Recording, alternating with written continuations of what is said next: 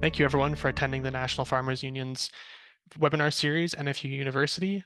Our presenter today is Dr. William Paris, and the topic is A Better World is Possible, Utopia in Thought and Practice. Utopia is usually considered to be an ideal that exists only in thought, but is unable to change our everyday lives. However, Dr. William Paris believes utopia in fact helps us to develop our creative capacities and reshape ordinary life. Utopia is not an ideal created by philosophers. It is the real struggle in our everyday lives to organize the spaces of our lives around freedom, flourishing, and solidarity instead of accumulation, alienation, and domination. Imagining a better world for farmers, farming, and agriculture is an essential tool for change. Bringing together the space of thought and the space of life is the most important task of utopia. And our presenter today, Dr. William Paris. Dr. William Paris is an assistant professor in philosophy at the University of Toronto. He is also an associate editor for the journal Critical Philosophy of Race and one of the co-hosts of the podcast What's Left of Philosophy. His research focuses on history of African American philosophy, critical theory, 20th century continental philosophy, and political philosophy. He's also the author of Race, Time, and Utopia, Critical Theory, and the Process of Emancipation. William, I will turn it over to you now. All right. Hello, everyone. I want to begin by thanking James and the rest of the NFU staff for inviting me to be a part of this series. I've learned that's the last one, so I hope I do not disappoint. But I'm looking forward to discussing with you all in the Q&A. All right, and with that, I'll set my timer and I'll begin. We all know the story of Utopia. It is an ideal and perfect place that we will never reach. Perhaps it can inspire us, but it can never itself be an object of our practical activity and struggle. These criticisms of Utopia constitute what I will call its public script. And I'll be going back and forth between this phrase public script and hidden script throughout this talk, but I'll explain what I mean. Drawing from James C. Scott's book, Domination and the Arts of Resistance, I will argue that much of how we understand utopia, where it comes from, and what it aims at, emerge actually from the standpoint of the dominant, of those who have power in our societies. In other words, those who have an interest in conserving their power will tend to naturalize or delegitimize challenges to what grounds their authority as either unnatural or impossible. In other words, as utopian. They will repeatedly try to harass utopia off the public stage of politics, push it underground and out of sight. The effect of these repressions by the dominant is to deprive those who are dominated or the subordinate of revolutionary historical concepts and practices. In other words, the public script, the dominant common sense of utopia, no longer appears to us as an interest-laden standpoint. Instead, it appears to us, or it is offered to us as if it is merely an obvious fact of the matter. Think about how often radical changes to how we organize our social lives, organize labor relations, organize food production, will be called utopian. And usually it will be offered as if it's so obvious that real change is impossible, that, the bounds of what we can do, we already know. And so it's not even worth discussing, contesting, or militating over. So that's what I mean by the public script of utopia often offers utopia not even as a sort of political argument. Instead, it is simply a matter of fact. What we know of utopia, its hidden script rather than its public script, so to speak, only emerges periodically in periods of conflict with the practices and discourses of the dominant. The speech of utopia, which I think is consonant with the speech of the dominated, is constantly interrupted, muffled, and distorted. Thus, utopias always appear before us as failures or as nonsense. The claim of utopias for the revolutionary transformation of social life is unremittingly cast as mere fantasy rather than evidence that alternative radical politics are gathering strength under the surface of social life. My talk today will elaborate on what I take to be the complex dramaturgy of utopia in political life. I want to persuade you to radically rethink utopia as embedded with the daily struggles of the dominated, rather than embedded primarily in the heads of philosophers, poets, and dreamers. Shattering the public script of utopia, I think, is one of the preeminent tasks of philosophical critique that aims to take up the standpoint of freedom, the standpoint of the dominated, rather than assuming the standpoint of the dominant. From the standpoint of the dominant, the public script of utopia serves two critical functions.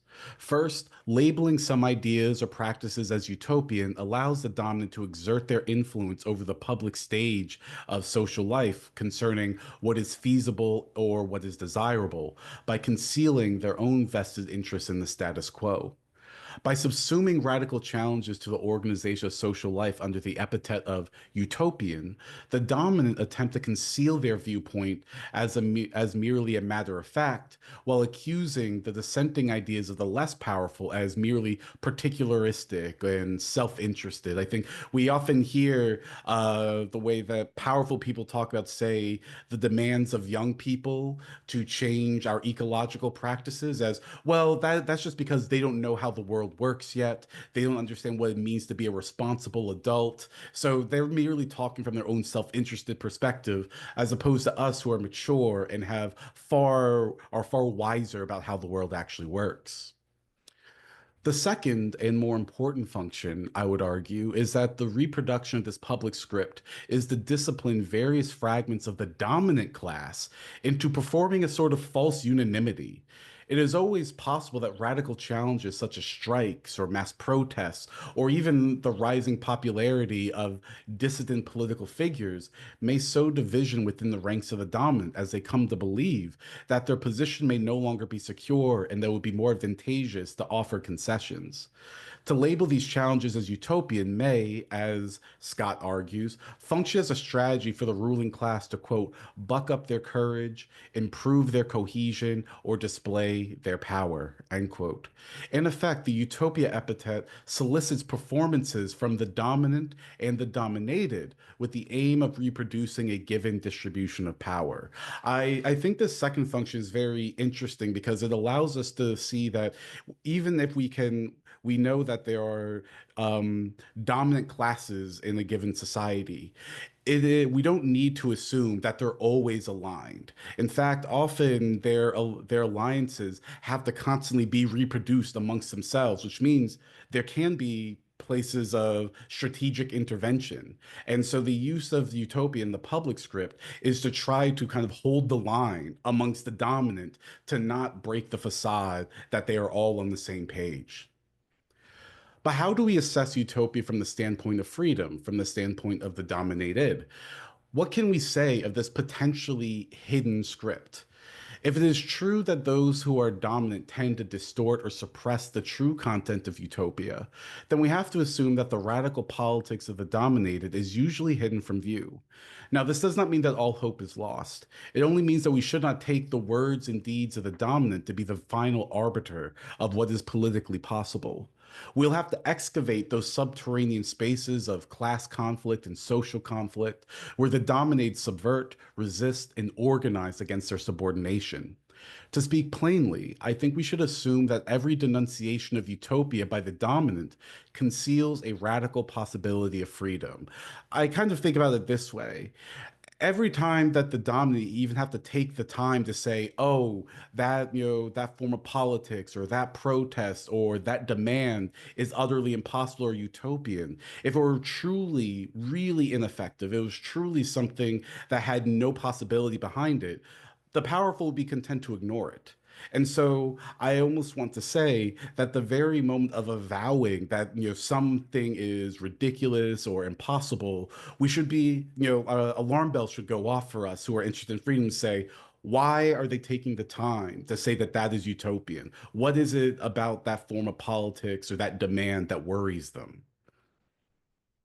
In a sense, I think certain utopian challenges so worry the dominant because these challenges threaten to bring class conflict out into the open rather than letting it fester off stage. We find evidence of the hidden script of utopia in between the lines of the public script of the dominant. It is from these somewhat hidden politics burrowing under the surface of political life that we discover the possibility for radical freedom and emancipation. Near the end of Marx's 18th Brumaire, he conjectures, quote, "But the revolution is thoroughgoing. It is still journeying through purgatory. It does its work methodically. By December 2nd, 1851, it had completed one half of its preparatory work. It is now completing its other half. And when it has done the second half of its preliminary work, Europe will leap from its seat and exultantly exclaim, 'Well grubbed, old mole.'" End quote.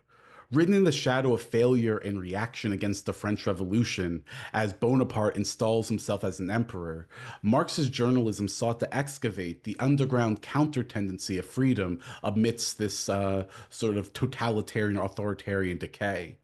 His invocation of the mole as the hidden figure of revolution is a reference to Hamlet's playful retort to the ghost of his father, as he continues to speak and interrupt the scene from under the stage, demanding that Hamlet swear to avenge him.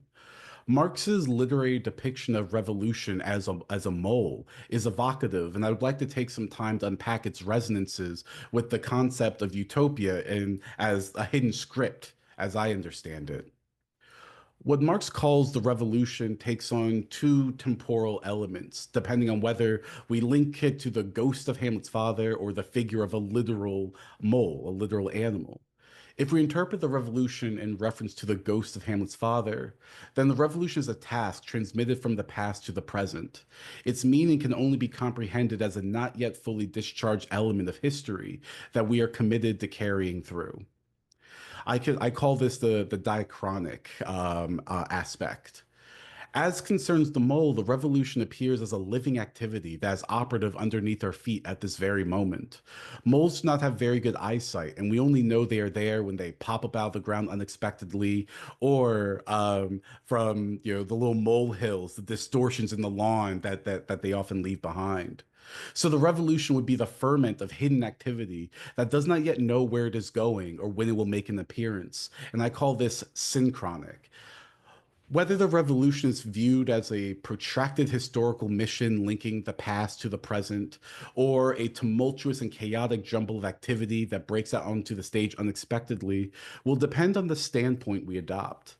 With the critical distance of thought in those long intervals between moments of revolutionary upheaval and activity, it becomes possible to reconstruct the direction of future revolutions if they were to make good on the broken promises of the past. However, in those instances when the mole pokes his head above ground, when we are caught in the fervent storm of revolutionary activity, it becomes much more difficult to see where we are going and what we must do. In these moments, we develop in my book what I have called crisis consciousness, where our practices no longer work because the background structures that anchor them have become unmoored.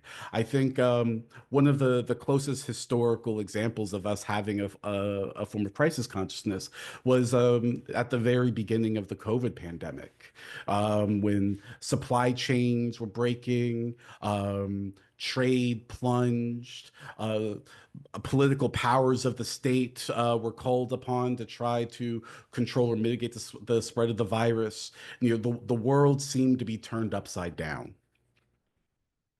I would map these two standpoints roughly as the standpoint of the theorist, the diachronic standpoint, and the standpoint of the practitioner or the participant, the synchronic standpoint. Naturally, one and the same person or even one and the same organization can be both theorist and practitioner, but I would insist that these two standpoints, they rarely cohere neatly. Their relationship is uneven. To say that the standpoints of theory and practice learn from one another is true in an abstract way. The real question is how they learn from each other, how we can learn from the hidden script of utopia. What happens when the theory of revolution is transposed into the moment of revolutionary upsurge? The leap from theory into practice or practice into theory is always fraught with surprises and misfires, as well as creative transformations. My point is that the space of utopia is located precisely in this dramatic action between these two standpoints, between resolving all the problems that we've inherited from prior political situations and the moments of decision when it seems like we can truly put a novel solution on the table. Neither completely theoretical nor fully realized in practice, the hidden script of utopia is in that no place. And I'm playing on the The original translation of the word utopia in Thomas More, he makes a pun. Utopia can mean either the good place or it can mean no place, as in it doesn't exist. So the practice, neither completely theoretical nor fully realized in practice. The script of utopia is in that no place of creativity and misfires between theory and practice. For the dominant, utopia is both an unreal ghost to be exercised through appeals to realism or supposed matters of fact that tend to naturalize their exercise of power, and it is that pesky mole whose subversive underground activities distort the supposedly natural environment of our social relations. This mole must be exterminated in practice by foreclosing those spaces where the dominated may begin to crystallize an alternative radical politics of freedom. In the United States, we have seen this mole hunting in the extermination campaign against indigenous nations, the terrorizing and murder of participants in the civil rights movement and Black Power movements, the lynching and blacklisting of socialist and communist agitators, the desiccation of labor union power, the suppression of social democracy in figures such as Bernie Sanders, and of course, sanctions and coups of left governments in Latin America and the wider world. I do not offer this abbreviated list, though, as I was reading it, it didn't feel very abbreviated. Simply in order to air the dirty laundry of our imperial neighbors to the south, so that we may shake our heads in shame or indignation. What I want you to see is this tension within the public script again of the dominant as it concerns utopia. Apparently, utopia is both immaterial or unreal, but it is also a constant threat that must be stamped out. Utopia is a toothless abstraction to be ridiculed. Oh, these young kids with their wild ideas, or these lefty people with their wild ideas that have no relationship to the real world. We can just laugh at them, scoff at them. But also, utopia seems to be a concrete danger. It has to be chased off the stage of politics. It has to be delegitimated. It has to be sometimes repressed through the violent arm of the state or economically destroyed. I think this tension is less a manifestation of hypocrisy or incoherent thinking on the part of the dominant than the exemplification of how the dominant, in fact, exercise their power. According to the script of the dominant, utopia is placed in a double bind. If partisans of utopia do have power, then their ideas are incoherent and impossible to put into practice. Even if these ideas are not incoherent and impossible to put into practice, partisans of utopia often, in fact, actually have no power to enact these alternative relations. So, in other words, either there's power behind these utopian ideas and you have to show how those ideas are just, they don't work. Or, as I use the example of youth, the dominant often say, those are wonderful hopes and dreams you have. It's a shame that you can't bring them about, though. These rhetorical and practical maneuvers allow the powerful to perform their own inevitability and often justify recourse to violence and discipline. The public script of utopia severs the creative space between thought and practice for utopia, and in doing so makes it ever more difficult to realize the conditions of freedom and emancipation. We might respond to this by saying, well, this is why you should not take the powerful at their word. We have to develop our own account of power, our own account of reality, our own account of the forms of social life we'd like to see. And this seems right to me. However, I think we should not gloss over the fact that much of our understanding of utopia, uh, apologies,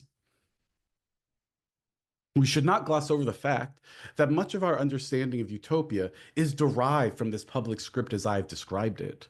This is why, for many of us, utopia is primarily about expanding our powers of imagination, setting up a space for new ideals, or the discovery of a place of perfection beyond our current world. Rarely do we think of utopia as embedded in the very soil of our practices, working its way underground and out of sight, shaping the terrain of class conflict. This is so because the so called public script of the dominant is not a monologue. It is a practical expression of how the social relations between the dominant and the dominated are organized. We cannot simply extricate ourselves from this fact as if the task were simply to think differently. We are a part of this play as well. Often, when we think of utopia, we imagine a space of perfection that may be unrealizable, but at least offers us better ideals for how the world should be. We primarily take utopia to emerge from the mental space of artists, philosophers, and dreamers. This conception of utopia as this conception of utopia inevitably introduces a seemingly unbridgeable chasm between this ideal world and the world in which we live, the real world. Utopians are forced to play the part of moralists who know very well that they are powerless, know very well their dreamscapes of peace and justice will likely never come to be, but at the very least, they can remind the dominant that the world is not as it should be. No wonder utopians have historically been interpreted as outside the field of politics, concerned more with the moral ought rather than the practical is. Utopia has been judged as a place of moral or aesthetic reflection rather than political contestation and transformation. If you have made it this far in the talk, it will not surprise you that my position is that we must break from this public script of utopia. Such a conception of utopia can only serve the interests of the dominant by conceding the terms of the real world as beyond dispute. This is something that really interests me about utopia. It's often made to seem as if utopia and reality are two opposing terms. But and I'll near the end of the talk, I'll give an example of how I think this works. But what I am describing as utopia is precisely a contestation over what actually is the character of reality. It's not about saying we know what the real world is and we know the world we'd like to see and never shall the two meet. Instead, it's putting up for debate, it's putting for contestation what is considered realistic, what is considered viable, what is considered possible. And so a conception of utopia that concedes the idea that utopia and reality are two opposing terms, shunts the utopians off the stage of politics, and renders them as spectators to our own fate. The performance of this public script divides the world between the doers and the dreamers, the actors and the spectators, active subjects and contemplative subjects. And I use that link of doers and dreamers because I came to political consciousness during the Obama era, and he liked referring to immigration activists, especially young immigration activists, as the dreamers. But he will often do it in such a way to say they had these grand hopes and dreams, but unfortunately, they don't understand the real constraints of politics. But we should admire their passion, we should admire their vision, even as they can't materially affect immigration policy in the direction, as at least as far as they would like to see. And so it almost became both a way of seemingly to compliment them, but also say, clearly they're not the real political actors, is the people in government that I have to deal with. And so there's almost something also condescending in saying, you all do the dreaming, we'll do the doing. More crucially, the public script conceals an implicit account of utopia as first emerging in the realm of ideas and only subsequently trying to find its way into the field of practice. Utopians thus appear as pale imitations of those who are truly active, those who already comprehend the constraints of social life. No wonder utopia is often conceptualized as a sort of youthful zealotry that will be tempered by the real world in time. The sort of idea of the sort of cliche that as you get older, you become more conservative, or adults talking to kids, you'll learn one day. How this became common sense, this public script of utopia, is not hard to reconstruct. Domination is not only exercised through words, but deeds. The dominant perform their power not only through the spectacle of oppression, but more often through the quotidian appearance that their power sets the terms of debate, such that even contestation will have to accept their framework of how the world works if it is to be taken up as legible. Here again, I think how James C. Scott puts this point. He writes, quote, By controlling the public stage, the dominant can create an appearance that approximates what, ideally, they would want subordinates to see. The deception or propaganda they devise may add padding to their stature, but will also hide whatever might detract from their grandeur and authority. End quote. So the powerful will attempt to present their world as natural or inevitable. When this smooth facade is broken by revolt or discontent, the powerful will move to render the revolt either illegible or defang it as already within the horizon of acceptable debate. In doing so, the dominant attempt to conceal the tumult and conflict that exists just backstage. My ready to hand example of this idea of either rendering revolt as illegible or trying to conscript it within the status quo is the George Floyd protests of 2020 and how quickly the Democratic Party in the United States moved to say which demands are clearly not what the American people want, but also say what that movement, that all of that tumultuous energy. And I'm not saying that there was only one political project at play, but trying to interpret that all that tumultuous energy as this is clearly about them voting for us. Pour that energy into us, and we'll take it from here. And so those are the two strategies of dealing with the emergence of social conflict on the political stage. Either say, we can't even understand what you're saying, so we need to suppress it with police or military force, or to say, oh, what you want is already what we have been doing. The performance of political power almost always conceals a subterranean struggle over the rules or practices that will anchor the meaning of our broader social practices. Ava von Redeker says of what I call anchor practices that they, quote, define what else a particular practice counts as over and above itself. For instance, whether an activity can be seen as work or as a vice, or whether it can be seen as human at all, end quote.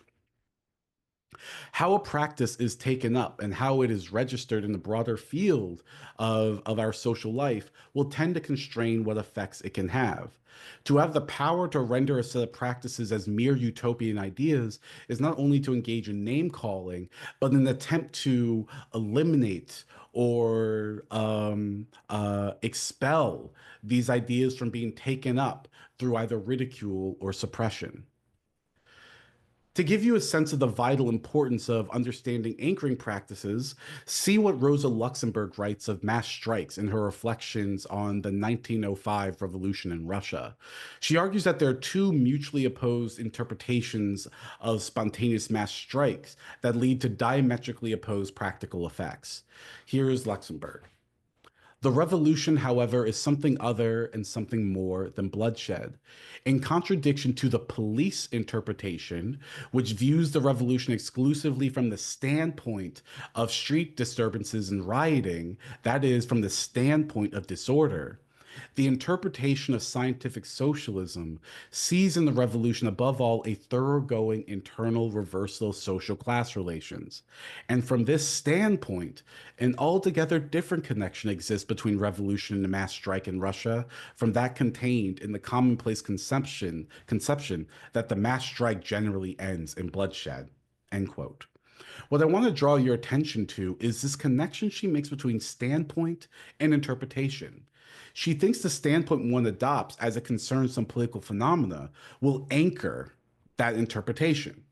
To interpret mass strikes as essentially disorderly conduct and rioting not only obscures its potential political content, but it prescribes what should be done about the mass strike. It has to be outlawed, it has to be policed, it has to be violently repressed if necessary.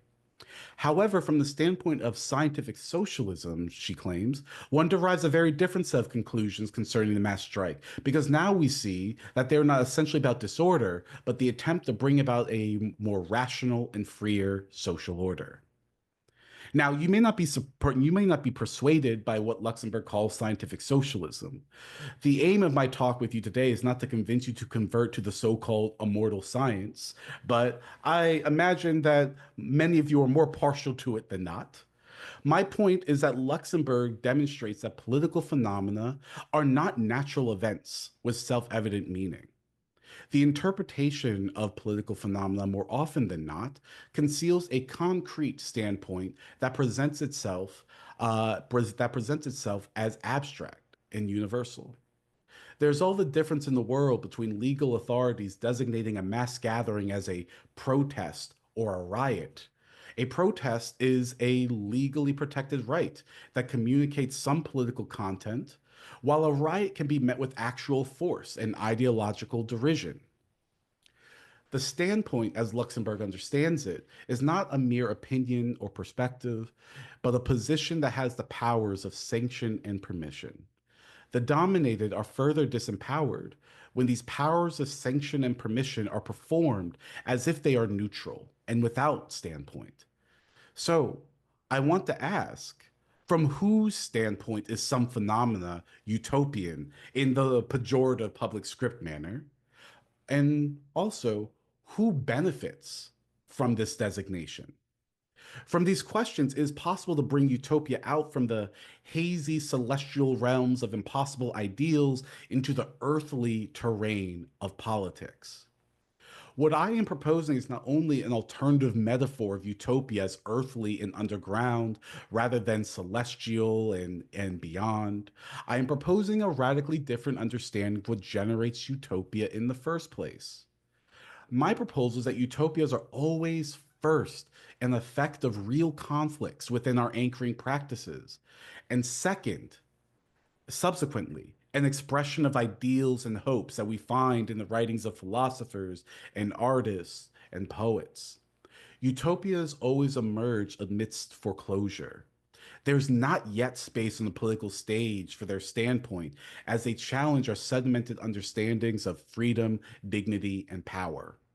More importantly, my understanding of utopias decidedly rejects the sentimental interpretation of utopias as romantic dreams or pure ideals. Every utopian space in history begins in indignation and, in fact, begins with rage towards the impositions of the powerful. Utopias explode the manicured surface of the political power of the dominant, revealing the fault lines and holes in the subsoil of political life. In doing so, they allow us to see that pesky old mole has been doing its work. So this is why I also think is important. What I am trying to say about the public script of utopias, it imagines that utopias are first, things that people imagine, dream, and all of that. Instead, I want to say that those dreams and imaginings that we see, they often are not first. In fact, when there are dreams and imaginings, you can be sure that what happened first was social conflict. What I'm calling the sort of the indignation and rage of oppression and domination. And so for me, utopias aren't first ideas that we try to impose on the real world. Instead, the real world creates this utopian ferment. And then, as theorists and writers and all of that, we try to crystallize and formalize what is going on in this ferment. What does it mean? What direction is it going in? What does it want? But the powerful try to make it seem as if, no, no, no, no. Everything's mostly okay. It's just people want to push us to do better. Rather than what I want to say from the standpoint of freedom, it's no, the world is in conflict and broken, and we're trying to figure out what other possibilities exist to emancipate ourselves from these problems, these crises. The ultimate goal of utopias, however, cannot be mere disruption. It would have to be, as the French philosopher Henri Lefebvre insisted, the production of a new the production of a new space, a new script, and the negation of the anchoring practices of the dominant. Lefebvre claims, quote, a social transformation to be truly revolutionary in character must manifest a creative capacity in its effects on daily life, on language, and on space, though its impact need not occur at the same rate or with equal force in each of these areas, end quote. Utopias will always be at a theoretical disadvantage as concerns the status quo because they never emerge fully formed. They never emerge fully anchored and reproducible in our social life. They were a bid for political creativity, political invention, but for that very reason, they always seem a bit implausible because they don't yet have the institutions that would allow them to flourish in our everyday experience. Utopias are the product of the struggle to elaborate new practices, new concepts, and new institutions whose intelligibility is anchored in a society that has not yet been fully established. No doubt, this reality tends to make utopias vulnerable to the interpretation that they are derivative rather than truly novel. The idea here is that because utopias, they don't come fully formed, they always will pick up aspects of the social life they are responding to. And so it isn't as if utopias, immediately show us how the world could be. They always have to work through the world that they've inherited. And so that can make it seem as if, oh, well, those are nice ideas, but can't you see how those ideas already presuppose the world that we have? And so in a sense, is this really a full-scale transformation? And I want to say that that's part of the reality, the process of utopia that it has to work through discovering the new elements of our social life, the new possibilities. In my book, Race, Time, and Utopia, I address this problem of how we can excavate these utopias when, it can seem, at least from historical distance, that they're actually derivative rather than novel. I address this problem in the context of 19th century Black nationalism in the figure of Martin Delany. Delany, writing in the context of slavery in the United States, argued that Black people could never be free in the absence of their own nation. However, this argument seemed to remain within the terms of the political universe of the dominant, who are very happy to have discussions about the idea that, to be free, you require a nation. And before I complete, this argument, I want to be clear in the book. I don't say so Black nationalism is a way to go. Instead, I want to try to find what those hidden elements of utopia are in that argument. And so I don't want you all to see me as saying that's what we need now. Instead, I'm just trying to show that there was an alternative script at play that can be covered over if we assume that Black nationalism is merely derivative of, say, white nationalism or nationalism as such. So this argument, Delaney, seemed to remain within the terms of the political universe of the dominant, rather than radically challenging the nation as the anchoring practice for freedom. We might say, why make the nation the thing that needs to ground the possibility for freedom? Maybe, for much of our lives, we've seen how nationalism actually leads to war and disaster and exclusion. And so maybe he should have invented some other category, some other form of practice rather than the nation. But I want to say that, but Delaney is responding to his time. And that is also our task as well. We can't simply leap out of our historical context. So we have to make use of the materials, the practices, and the institutions that we have now and discover what else is possible with them. So, in the time I have left, I want to take the example of Delaney's Black nationalism. I want to examine the example of Delaney's Black nationalism from the standpoint of utopia as I have tried to defend it.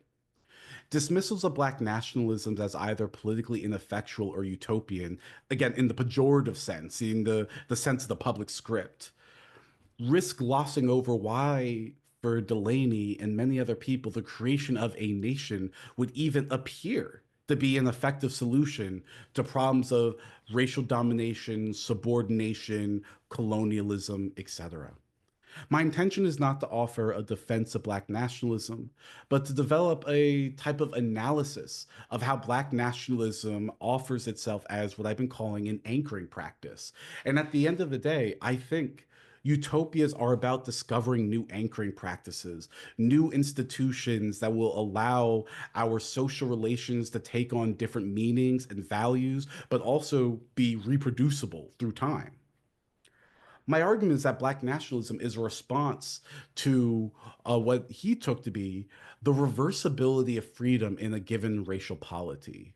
What I mean by the reversibility of freedom is the idea that in a racially unjust society or a society structured in any type of domination, political progress will always be contingent and precarious for those who are subordinated because their advancement will proceed only insofar as it converges with the interests of the dominant. In other words, you will never be sure if those rights and powers you have won are truly won in perpetuity, or they are truly won forever, or are you only allowed to hold on to them so long as those with power, those in dominance, allow it to be so? And so there's all the difference in the world between having the power to secure your own rights and having rights premised on the acceptability of those with power. The writings of Delaney are animated by this insight, this issue of the reversibility of freedom. In an 1854 keynote address titled Political Destiny of the Colored Race on the American Continent, Delaney insists that Black people can never have rights, only privileges in white dominated societies. Whatever freedoms Black people may have at the moment are not due to any inalienable claims they may make, but instead to the permission of what he calls the ruling element, what I've called the dominant. This distinction between rights and privileges can be characterized as a dispute over the anchoring practices that define a given form of political life. Think of the act of voting. What makes it possible for this act of slipping a piece of marked paper into a box count as the act of voting rather than, say, mailing a letter? Voting is intelligible as a political act because of a background structure that establishes the resources and the schemata that define the action of submitting a ballot at the appropriate time as a valid instance of voting. There's not only the physical act of marking a piece of paper in a particular building, there are also accepted rules and norms that designate these locations as voting precincts that authorize them to participate legitimately in the political process. These schemata and resources are not brought together arbitrarily, but by the power and authority of the state. We may designate the state as an anchoring practice for the act of voting, insofar as it is the background structure of the state that legitimizes voting as a political act, rather than the mere act of slipping a piece of paper into a box. So that's kind of what I mean by an anchoring practice. It is the type of practice that gives a particular meaning to an action.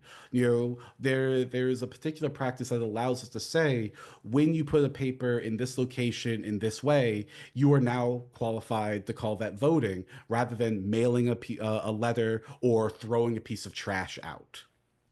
However, there's more to voting than participation in a political process. There's also the understanding of who participates in this process, who counts as a citizen, how is counting as a citizen anchored in a background practice. And so it is understand who participates in this process and the reasons why it's legitimate for them to do so. I think you really see this going on, especially in the United States, around the real sort of rightward turn around immigration and citizenship, of trying to actually shrink the circle of who actually belongs, who is worthy of political concern, or more frighteningly, who is worthy of due process. And what is the anchoring practice that determines who counts as such and such? So the practice of voting is seen as a right that citizens have by virtue of belonging to the nation. This is Delaney's argument, at least. For in the book, as I discuss it, Black nationalism, it does, or Delaney's Black nationalism does not understand this right to vote, this right to participate in the political process as a metaphysical attribute. It's not something that one has simply by virtue of being human. Instead, it's a social practice that is underwritten by what I call a space of reasons, or by the anchoring practices that shape our social life. What it means to be a citizen is anchored in norms and practices that have accumulated over history. An individual cannot simply decide for themselves what it means to be a citizen or who counts as a citizen. For instance, an individual cannot declare that they are a citizen of the United States but refuse to pay taxes. Nor can an individual simply decide that people born in Ghana are now also citizens of the United States. To be more precise, any individual can do these things, but they lack the requisite resources, the legitimate schemata to make these declarations politically real. What matters is ascertaining who has the power to decide how far the boundaries of citizenship extend.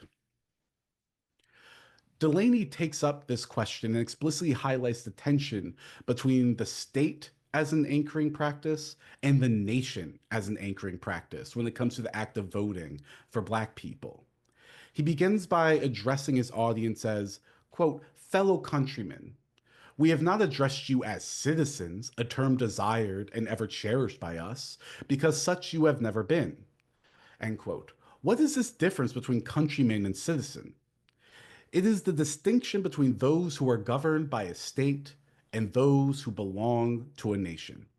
Delaney is, in effect, saying that Black political life is anchored in a set of laws, the laws passed by the state, while not being fully incorporated into the norms and practices of citizenship. In other words, Delaney is talking about how, and we can almost understand how this is a situation of domination, that Black people, free Black people, and of course the enslaved, are bound to obey the laws of the state. They can be punished for breaking these laws.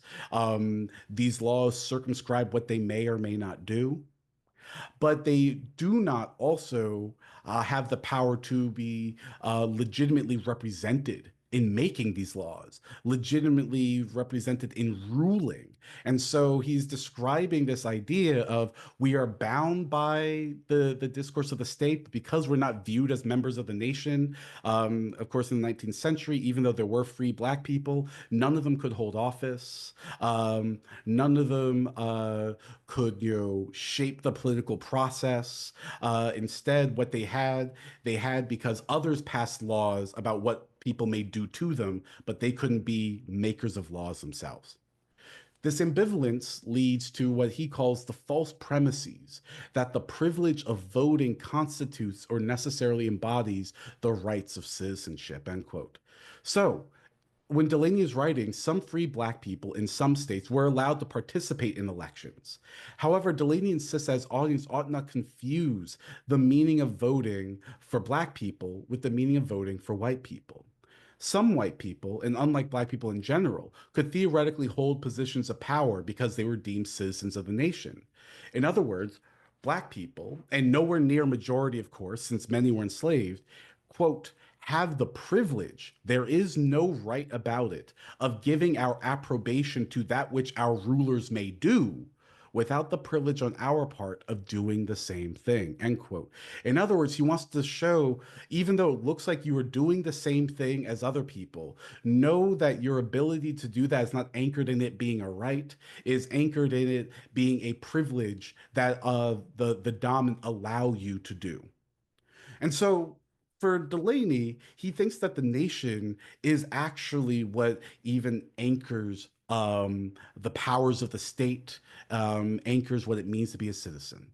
From the anchoring practice of the nation is decided who may occupy the role of ruling in the state, and not vice versa. The state may execute laws, but it is the nation that decides who can and will develop these laws. What Delaney calls the ruling element emerges from the historical nation, and thus, even though some Black people may vote in the same way as white people may vote, Black participation is akin to being an indentured servant who may, quote, be summoned to give his approbation to an act which would be fully binding without his concurrence. In other words, you can say yes or no about what the powerful may do to you, but if they decide that they're going to do it anyway, it turns out your consent was immaterial. The problem that Delaney diagnoses is that Black people do not control their political destinies. They are not acknowledged as co-members of the nation that may rule, and thus whatever advances or regressions that are made as it concerns justice are ultimately anchored in the whims of white people who are able to rule. Here we can see why Republican theories of domination are illuminating for understanding Delaney's Black nationalism. He's describing a form of life where even the potential for arbitrary interference in Black forms of life typifies social relations. So even when there are some Black people who can vote, he would still say they're not free. Because it's always possible that someone can arbitrarily interfere, or especially when what was called the Fugitive Slave Act was passed, someone would simply say, I think you're a runaway slave, and then conscript you back into slavery, whether it's true or not. So Delaney offers emigration and Black nationalism as a solution to this problem of reversibility. The Black nation would constitute an anchoring practice that would no longer define the act of voting coming from Black people as a mere privilege, but instead it's a right that follows from being a member of the nation. What Delaney helps us see is that Black nationalism emerges from this tension, this conflict between being governed by laws and belonging to a nation. The utopian critique that follows from Black nationalism is underwritten by the pessimism about whether state governance and national belonging can be brought into sync with one another. And so Delaney does not think that there's much Black people can do to alter the historical weight of the United States nation, even as they may give their assent to the policies executed by the state. He thinks that it would take some irresistible internal political pressure to overcome this problem. And eventually that happens in the form of the Civil War, and he changes his mind about the need of Black nationalism. We need not accept that Delaney was right on this score. We need not accept that Black nationalism is the necessary answer to this problem of domination. But it's important to see how thinkers such as Delaney take themselves to be responding to what I've been calling the anchoring practices of racial domination. They are offering a new space of social practices, institutions that may seem impossible from the perspective of the dominant, who especially think Black people are not capable of self-rule. But in so doing, they start to create a sense of collective cooperation and social subjectivity to fight for their freedom. So my aim is not to show that Black nationalism offers the right answer. Delaney, as I understand him, insists that political freedom must be anchored in the capacity to rule. In order to rule, Black people must live in a nation that has the type of character that acknowledges their equal social value as citizens. Um, I'm wrapping up. In other words, they must be fully included in what I would call the space of reasons. They must be acknowledged as people who have a right to be on the political stage with their dissident ideas. He understands this capacity to follow from the historical dimension of the nation. Fundamentally, Delaney thinks the nation enshrines the irreversible status of sovereignty on citizens that binds what others may do to you. The utopia of Black nationalism may be represented as distinct areas of land in Africa or South America, but its reason for being is the re-narration and acknowledgement of sovereignty for the racially dominated. The struggle for sovereignty or self emancipation constitutes the core of Delaney's defense of Black nationalism. The terms of self emancipation, given his historical context, are cashed out in the public script of the nation, but I've been trying to show that if we move into the hidden script, we find this creative struggle for new institutions, new practices, and new concepts. Utopia is always the uneven, zigzagging drive of the dominated for self emancipation. It appears in fits and starts, and so long as class society exists, it will never be straightforwardly intelligible. However, I think it's a responsibility of philosophy, those of us engaged in, critical inquiry, to hunt for these moles in our history, excavate the traces they have left behind, because in their tracks we may be reminded of the conflicts that can continue to roil beneath our own feet, and perhaps find the growing future of freedom from within these spaces and societies of domination. The true slogan of Utopia will be, as Frederick Douglass cited from Byron's poem after his famous narration of his fight against the slave breaker Covey, the true slogan of Utopia, I believe, will be, quote, hereditary bondmen, know ye not, who would be free, themselves must strike the blow. Thank you.